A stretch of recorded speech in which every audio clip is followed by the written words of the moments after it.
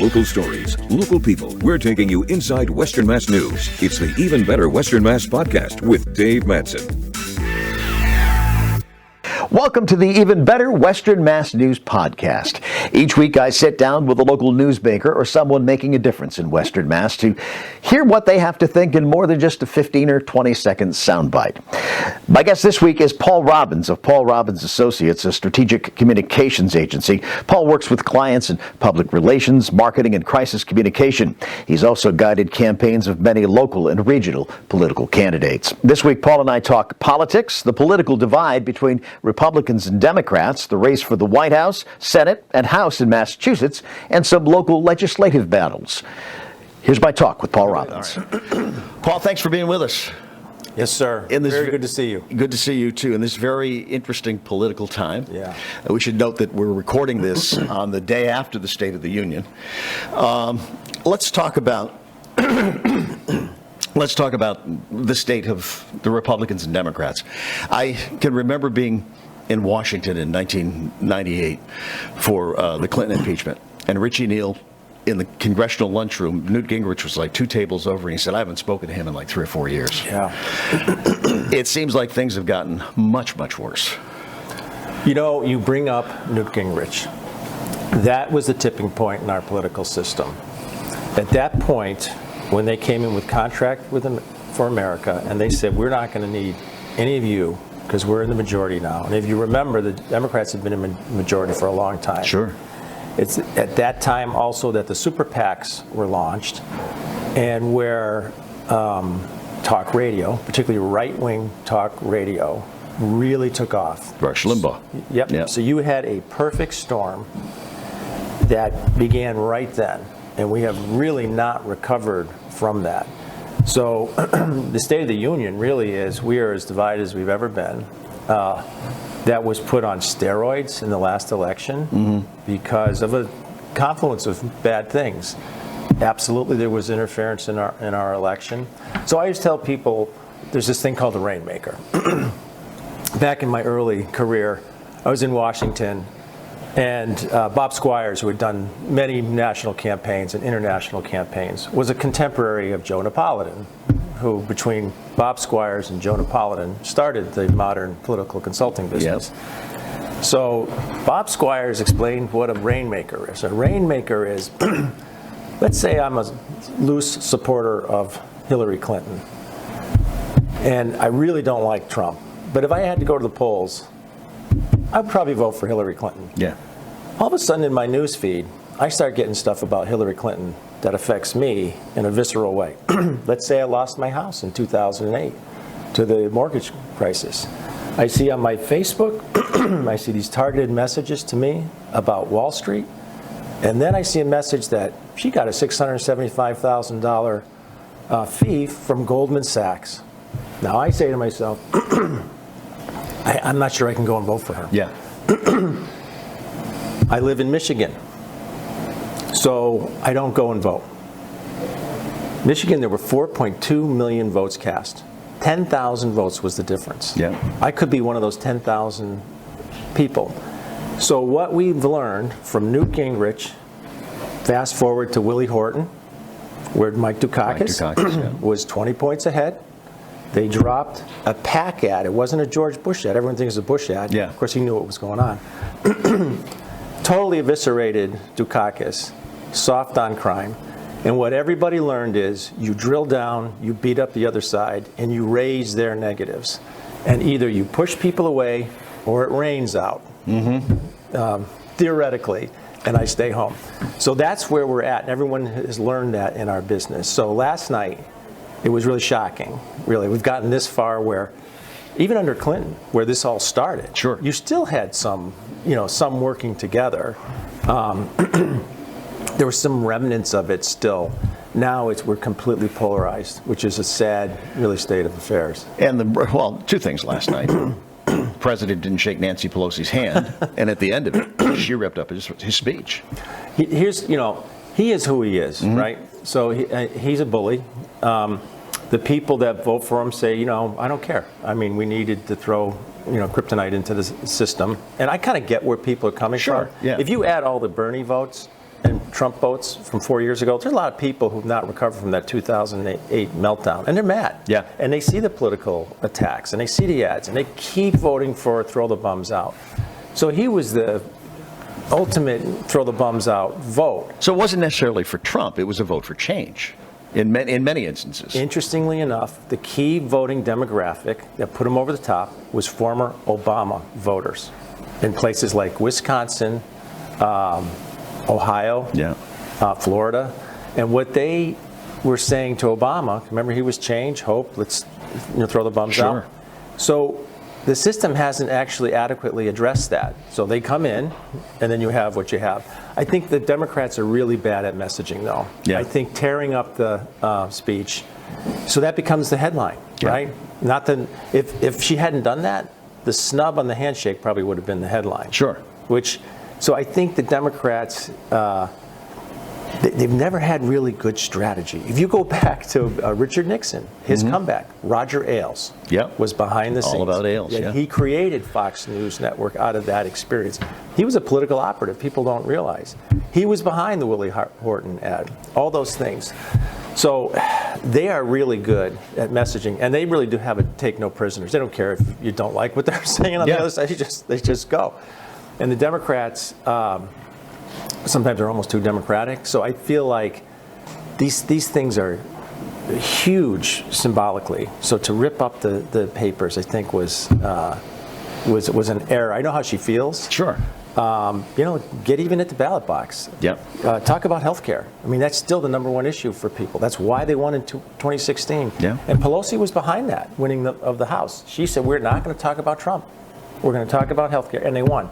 Now she's been kind of sucked in.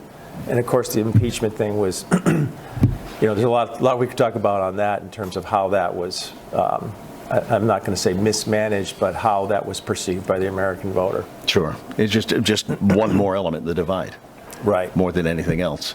As you look at that, on the day that we're taping this, it looks like the acquittal will come in the Senate today. So we move on from here, and as you mentioned, it's whatever is going to happen at the ballot box. In November. I think if you go back to the Mueller report, which is a significant document and a significant investigation, if I was in charge, which I should have been, I would have said to the Democrats, focus only on the Russian interference. Because that's really that's the chilling part of it. The reality was, as a former political consultant and operative, the Trump campaign was really too incompetent to actually knowingly collude with the Russians. He's what to them what they would call an asset. In other words, I think they have, whether it's financial or some personal behavior or something, they have some kind of portfolio on him, which he probably knows about. So he's tried to play nice with them. And so the Democrats conflated the Russian interference with collusion, and everything was collusion, and it really wasn't the issue. The issue was that interference. So along comes impeachment, and people say, hey, isn't this the same narrative again? Aren't we doing the same thing? If there hadn't been the collusion piece, I think he might not have survived this impeachment thing. But I think the Republicans took the temperature of their own base and said, no, I mean, this is more the same. They've been wanting to get him out from the beginning, and missed a really serious threat to our democracy that, you're leveraging the American taxpayer dollars for political dirt. That's a new low, really. We'll see what happens in November. And, as you go on now with the Democrats, I mean, you have this debacle in Iowa over the caucuses. But looking at it right now, it looks like Buttigieg did very, very well, even if he doesn't wind up winning them. So the person that wins Iowa, I don't know the exact percentage, but it's not a high percentage of people that go on to win the presidency. Trump didn't win Iowa. The list goes on of people who didn't win Iowa. The fact, though, that was so badly bungled, the fact that they would have had an app that you're only going to use once a year. An app is something you want to use like every week, right? Like a news app or whatever. Oh, you're seeing if it works on the first time you use it. Kind of a tough spot to put yourselves in. But I think that, the Democrats, one of the things I object to, just as a citizen, is they have this, you had to have 130,000 donors, then you had to have 250,000 donors. And by doing that, before a single vote, I'm old-fashioned. Let's have some people vote first before we start kicking people out of the party in the race. So they lost, and tellingly, they lost people of color. Castro, Booker, Harris, who couldn't play in that field. So they're getting kicked out of this. Some of them could or couldn't make it to the debates.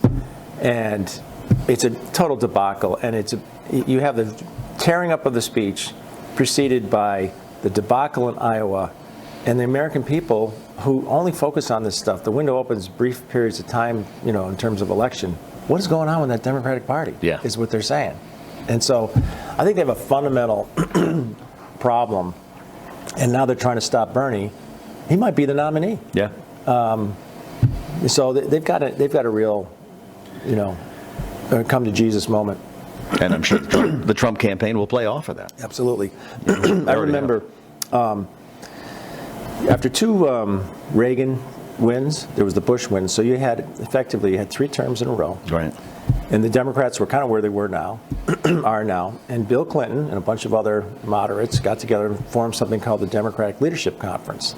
And they said, you know what? We got to go after the meat and potato issues. We can't be opposed to welfare reform, within limits. Let's get into that center. Yeah. And Clinton famously coined the phrase triangulation, which is fiscally conservative, socially progressive. That candidate will win all the time.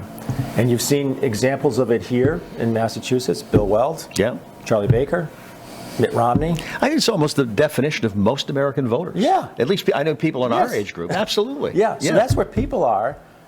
Clinton figured it out. Dragged the Democratic Party there, won a couple of elections, and without the scandal, Al Gore would have been president. Yeah. So they've gotten away from that. The lunch bucket party it used to be, it isn't anymore. Right.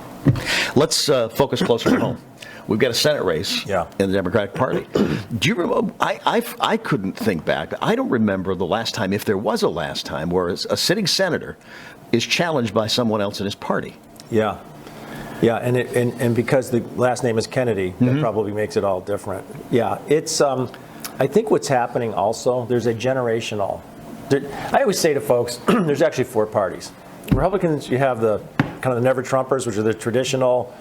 Open markets, fiscal conservatism, right? that party, and then there's Trump, who is a populist, doesn't believe in open trade, deficits. Who cares about that? I won't even be here when that's done. So you have 2 parties there, and in the Democratic Party you have 2 parties also. So and some of it's generational. So you have AOC. Of course, supporting Bernie, which is interesting. Yeah. You have young people supporting Bernie, and you have old people supporting Buttigieg. Yeah. So you have kind of the traditional Democrats, maybe the Clinton wing, and then you have the squad and all of that. So these fissures aren't just between the 2 parties; they're within the parties. Right. So we have that race, and so to answer your question, I think it's as much generational as it is anything else. What do you think his chances are? I think Kennedy will win. Yeah. I think that brand name, I mean, the minute he gets in the race, you and I probably know people that we say Kennedy and say, oh, yeah, I remember. I mean, I'm sure you know, you covered Ted Kennedy. Sure. You interviewed Ted Kennedy. He probably called you. Yeah. He might have sent you a note, right? Yes. Multiply that by about 500,000. I mean, I remember my dad was, as you know, the editor of the Springfield newspaper. I remember when I was a kid, Ted Kennedy calling the house. I was like, hey, is this really? And I remember also when my dad passed away, there was a Chamber of Commerce luncheon, and he was the speaker. And before he started, he said, I just want to recognize a longtime legendary journalist, Carol Robbins, passed away. Now, I'm not going to forget that. No. If I'm in that primary, if I'm going to go and vote, I'm going to vote for Kennedy. Yeah. So the name is powerful. And I can remember, this goes back 30 years now. I was hosting an NBA Hall of Fame luncheon, and he was the speaker. And at the end of it, I was just getting my papers together. He came up to me and he said, you know, you did a really nice job. Unbelievable. Same thing. How many people do that? And he didn't have to, by any means. But, when I thought about it, I thought, well, his uncle did challenge Jimmy Carter in 1980, and that didn't work out too well, did it? Yeah. In fact, I worked on that campaign. the big mistake there, and you're going to know exactly what I'm going to say, the Roger Mudd interview, Yeah. when they asked Ted Kennedy, why are you running for president? Yeah. And he froze. I worked in the Pennsylvania primary against Carter, and Kennedy was putting huge numbers in Philly. We were in York, Pennsylvania working, so we drove to Philly, and he was way ahead. I got up the next morning, and it was razor thin, but the die had been cast. But he never really knew why he was running. I think he was running as a legacy to his brothers. Something that he thought he had to do. Yeah, I think there was an obligation he felt to the family and the cause. I think this generation is cutting their own teeth in a way. This Kennedy that's running against Markey is pretty sharp. The other thing is, let's be honest. Have you and I seen Ed Markey? Has Ed Markey come over and said, "Hey, Dave, how you doing?" Has he called you? Has he sent you a note? I was thinking the other day, the first time I've seen him in Western Mass in a long time was he was at Nicole LaChapelle's inauguration in East Hampton. Yeah. And that's when you could tell it's political season, right? For sure. And so I think we're pretty discerning out here. I mean, I got the mailer at home about a month ago from Markey about all the things. I was actually aggravated by that. Now, where was that last year or the year before or 6 years ago? I think he has become kind of part of the Washington establishment, Washington culture. And I think that's going to, at the end of the day, he's going to have a lot of the endorsements, Elizabeth Warren's. I think that day may be done. I think the generational thing is afoot. And if Kennedy wins this, he'd go on to win in November, more than likely. Yep. This really gives him a foot in the national scene. It does.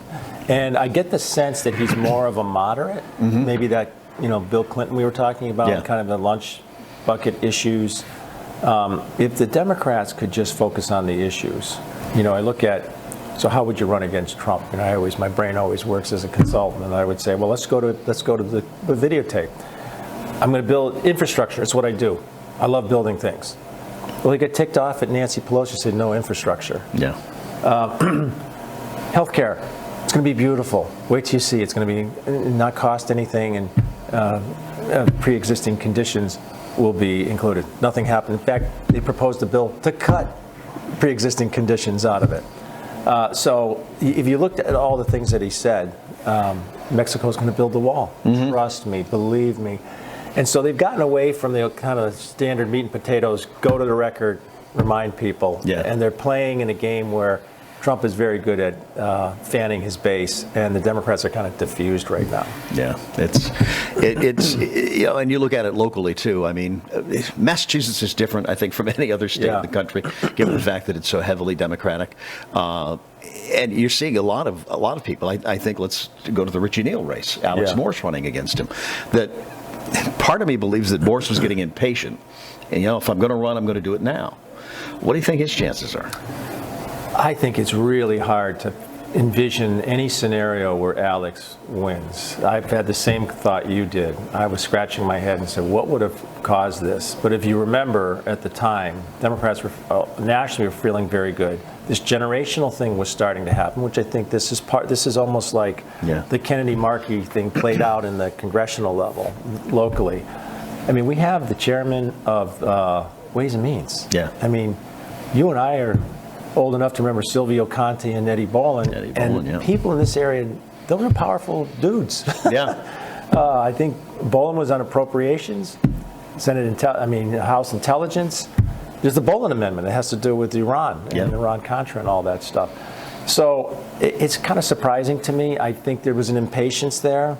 I also think maybe he got wrapped up in the, look at this new wave of Democrats. Mayor Pete's a good example.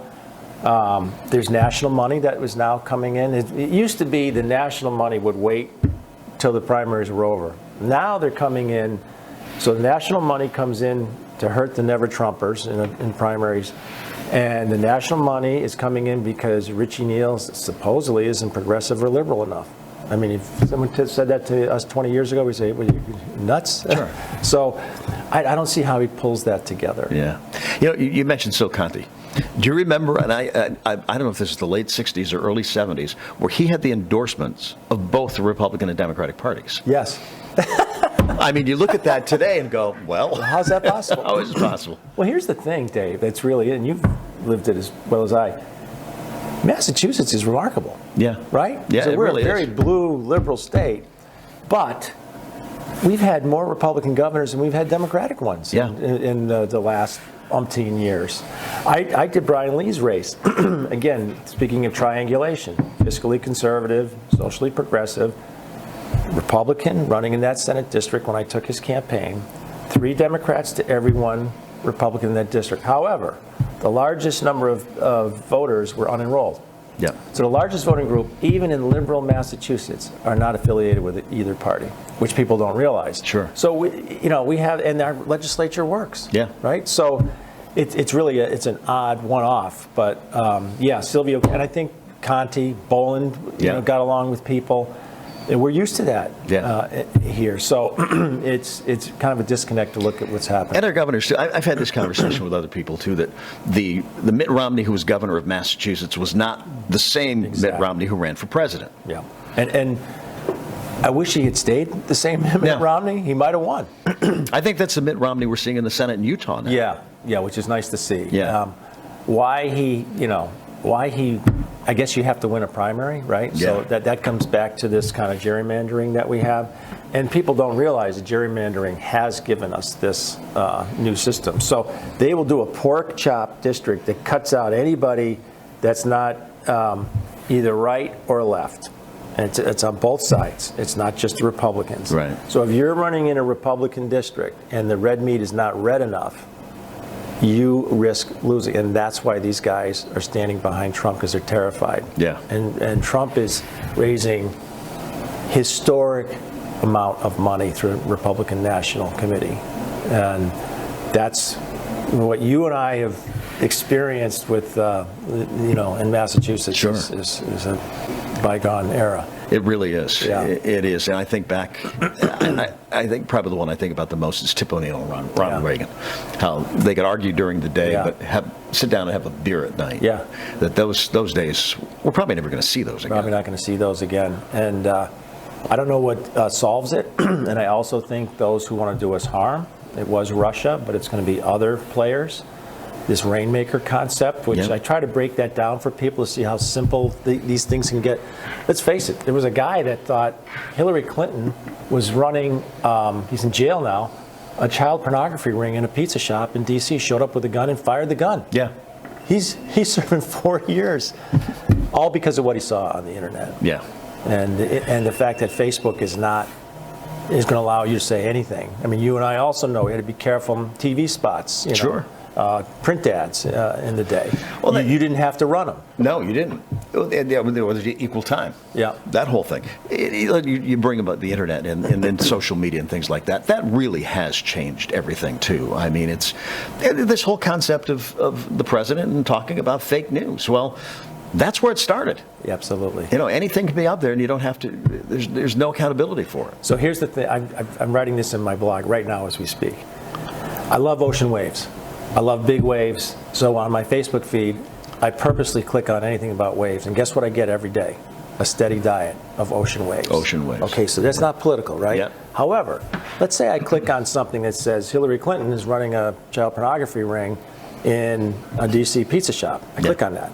Guess what? I'm going to get a lot of stuff that I think is real on my social media feed. And so what's happened is everyone is drilling down every day deeper and deeper. I do it on ocean waves or Celtics. I click on Celtics stuff on purpose. Yeah. Because I know, and I also know not to click on that stuff that's bait that gets you down this rabbit hole. I almost feel like they have to break up Facebook. Yeah. I almost feel like for the good of the nation, Facebook has to say there's going to be a litmus test. But because they're making so much money, and this is the problem, part of the problem in America, and why Bernie Sanders is popular right now, these darn corporations do not care. No. They're making so much money, and they got the great tax break under Trump, and guess what they did? Bought more of their own stock. Mm-hmm. So until we come to grips with, and hopefully people are becoming more, I'm optimistic that people will say, wait a minute, I think I'm being played in this social media story that I'm looking at. Yeah. Because I see good friends of mine who are going down the rabbit hole, and I've private messaged them and said, this is just a satire. You're pushing this this narrative. It's not real. It is frightening. Let's talk about local races. Yeah. We've got some major changes. We saw it in Hampshire County 2 years ago, but this year we've got Aaron Vega, who's not running, Jose Tosado, and John Vilas is leaving the House and more than likely going to the Senate. Yeah. We're going to see some changes here, a lot of new faces. Yeah, we have, there was a time, and you remember, let's go back to Boland and Conti, who were very powerful. We have Richie Neal, who's now powerful. We had, at one point, Linda Melkonian, the Democrat, was the majority leader in the Senate, and she was a client I worked with also. And Brian Lees was the majority leader minority leader in the Senate also. Yeah. Tom Petrolotti was high up. It's partly generational, but it could be just accidental that people are leaving. And so right now, the strongest, the most important legislator in our region is Joe Wagner in Chicopee. Yeah.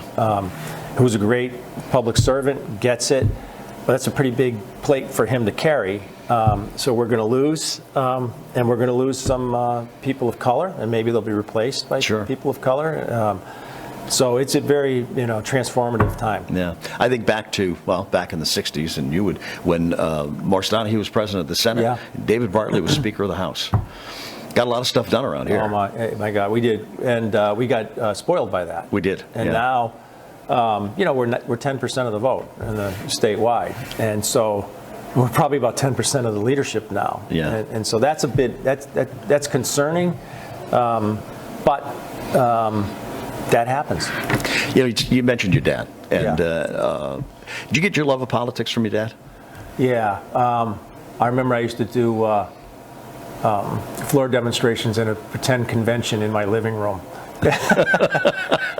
He used to get stuff like sent to him, political stuff. He'd bring it home. We had the first Russians to come after the Cuban Missile Crisis through the State Department that came to the region, came to my house. I'll never forget that. I mean, we were afraid of them. And we took them to church at St. Michael's Cathedral on State Street. They had an interpreter. Ted Kennedy called the house. My dad's best friend was Joe Donahue for 30 years, was the administrative assistant to Ed Boland. Yeah. But I always used to say to him, because he thought I might tilt towards journalism. I said, no, I want to be in the action. You guys are reacting you don't know what's actually going on. I want to know what's going on. So yeah, I think we're all, my son, not my daughter's working in Washington in the State Department. My son's in marketing. I'm sure they were influenced. They've said to me, I didn't realize I was like absorbing all that stuff back in the day. So yeah, for sure. And that's nice to see. I mean, it was the same way with me because my dad was in politics. He was a state rep. Was he? And his own party kind of turned on him. So that from that point on with me, it was like, I want to watch it from the outside. The absolute reverse. Rather than being involved. Yeah. And so keep them accountable, right? Keep them, hopefully, yeah. But that's, you think with your dad in the time where the many years he was with the newspaper as a reporter, political reporter, and an editor. And he oversaw the merger of the Morning Republican and the Afternoon Daily News when the newspapers were really, really viable and a force to be reckoned with. When you walked out, so I started working when I was 13 years old as a copy boy. Yeah. And you had the afternoon paper here on one side, and the morning over here, and the wire room was in the middle where I worked on Saturdays, and then I eventually became a cub reporter in the summers. They were teeming with people, and they were competitive. Yeah. Imagine getting out a newspaper in the afternoon on stuff you wrote in the morning, and it got to your house at 4:30 in the afternoon. Yeah. Incredible. I mean, people look at that and say, how is that possible? But yeah, and journalism, this as well as I, is really suffering right now. Yeah. It's about eyeballs. It's eye candy. It's affected the TV news business. It's affected certainly the print business. I saw I saw two great movies that got me thinking about journalism. One was Spotlight. Spotlight, yeah. And the other was The Post. So after I saw The Post, I uploaded the apps for the Times and The Post, and so I got to, we got to keep journalism alive. When you've seen it. Yeah. When you think about what Woodward Bernstein and the Washington Post did, even to begin with the Pentagon Papers. Yeah. And continued with the Watergate. It's funny. My dad used to bring home newspapers from around the country. Yeah. And then when I was working on those Saturdays, from about 6 to 10, you were really busy, and then you just kind of hung out in case like somebody died and it was famous. But I had the Post was there, so I'm 16 years old at that time, I think, and Woodward and Bernstein were just starting their stories, so the Post was just sitting there. Dave, I probably read every single story that they wrote about and so I was like, this is serious. Yeah.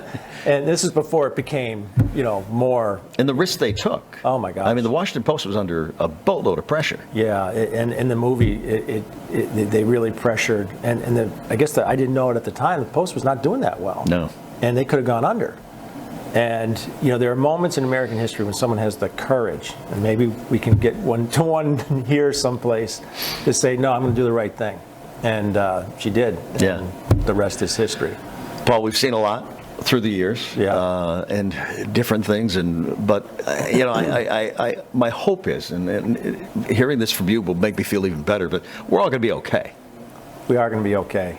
I just read a book called Abundance, The Future's Better Than You Think. Yeah.